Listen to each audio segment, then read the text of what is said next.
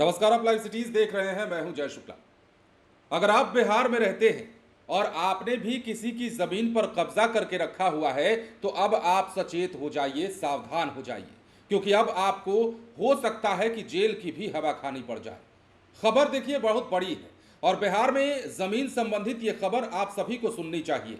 बिहार में धार्मिक न्यास बोर्ड ने अब क्या एक्शन प्लान बनाया है वो आपको इस वीडियो में बताने जा रहे हैं। और ये एक्शन प्लान कैसे उन जमीनों से जुड़ा हुआ है जिन जमीनों पर कब्जा किया गया है या दावेदारी की गई है, वो हम आपको बताने जा रहे हैं। तो अगर आपके इलाके में भी, आपके गांव समाज में भी इस तरह की कोई जमीन है और उस पर किसी ने कब्जा कर रखा है, चाहे भूमाफिया हो, चाहे किसी और ने, कोई दबंग हो, तो आपके लिए यह खबर बड़ी खास है। और आपको यह जानकर खुशी होगी कि अब उन जमीनों को मुक्त करने का समय आ गया है या फिर उन जमीनों पर से दावेदारी को हटाने का समय आ गया है।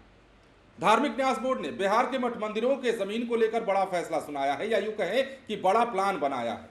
एक समय हुआ करता था जब भूदाता अपनी अपनी जमीनें मठ मंदिरों के नाम कर दिया करते थे, लेकिन आज का एक दौर है जब उन्हीं मठ मंदिरों की जमीन पर कब्जा करने वालों की भरमार है। और बिहार में ये खास तौर पर, और बिहार में धार्मिक न्यास बोर्ड ने एक्शन प्लान चूंकि बना लिया है तो हमको लगा कि आपको बताया जाए कि आखिर ये एक्शन प्लान है क्या। तो खबर ये है कि मठ और मंदिरों की जमीन पर अवैध कब्जा करने वालों के खिलाफ अब बड़ी कार्रवाई की तैयारी है। धार्मिक न्यास बोर्ड ने साफ संकेत दिया है कि जिन लोगों ने फर्जी तरीके से जमीन की खरीद बिक्री की है उनके खिलाफ कानूनी कार्रवाई शुरू की जाएगी।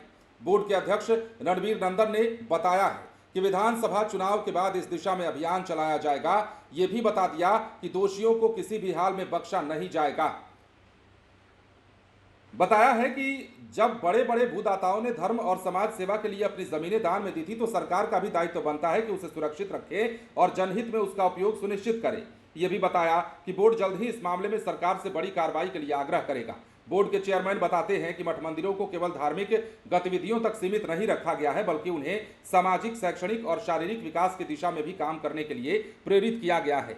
सभी मठ मंदिरों से कहा गया है कि वो गरीब और जरूरतमंद बच्चों के लिए एकेडमिक प्रोग्राम की शुरुआत करें ताकि समाज के पिछड़े तबके के बच्चे भी शिक्षा से जुड़ सकें। इसके साथ ही सभी मठ मंदिरों को दहेज मुक्त विवाह के लिए लोग प्रेरित करने, एकादशी, पूर्णिमा और अमावस्या के दिन कथा, पाठ और पूजन आयोजन करने तथा युवाओं को शारीरिक रूप से मजबूत बनाने के लिए अखाड़ों की शुरुआत करने के निर्देश दिए गए हैं।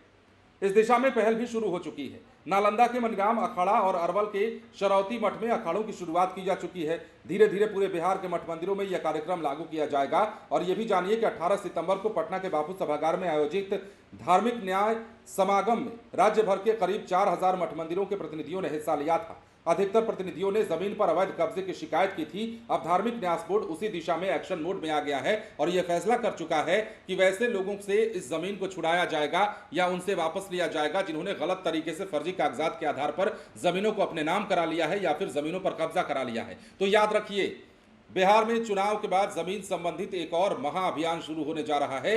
ये जरूर है कि ये अभियान आपके अपनी जमीन से नहीं, क्योंकि उस जमीन के लिए जो आपकी निजी जमीन है उसके लिए तो बिहार सर्वेक्षण कार्यक्रम चला ही रही है।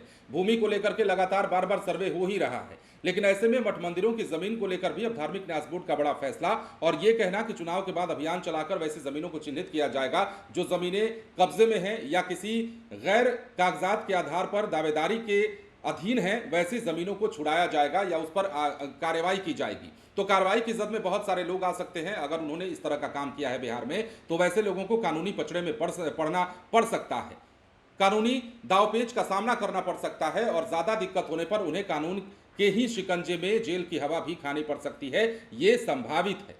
अब धार्मिक न्यास बोर्ड चुनाव के बाद क्या कुछ करने जा रहा है वो तो समय की बात है, लेकिन फिलहाल जो ऐलान किया गया है, जो बातें कही गई है चेयरमैन की ओर से, धार्मिक न्यास बोर्ड के अध्यक्ष की ओर से जो बातें कही गई हैं वो काफी गंभीर मसला है और इस मसले पर अब सरकार से अनुरोध करने की भी कवायद तेज कर दी गई है। बने रहें लाइव सिटीज के साथ। धन्यवाद।